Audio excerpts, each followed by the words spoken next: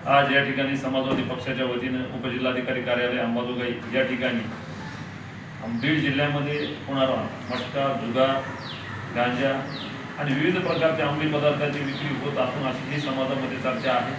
वर्तमानपत्रामध्ये बातम्या प्रसिद्ध होत आहेत।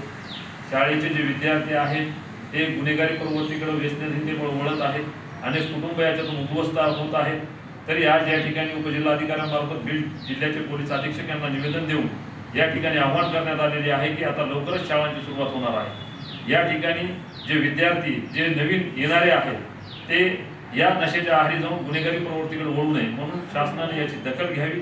जे कॉफी शॉप जे आहेत त्या ठिकाणी मुलं मुली बसून वेगवेगळ्या पद्धतीने त्या गुन्हेगारी प्रवृत्तीच्या आळाक्यामध्ये अडकत आहेत त्या सर्वांना जागरूक करून दामिनी पथकाची निर्मिती आपल्याकडे आहे त्याच्या गस्त वाढवण्यात याव्या आणि मुलींना संरक्षण देऊन या ठिकाणी न्याय देण्यात यावा अशी समाजवादी पक्षाच्या वतीने या ठिकाणी आज मागणी करण्यात आली आहे। अन्यथा याच्याबद्दल आंदोलन करण्यात येईल। जय हिंद, जय भारत।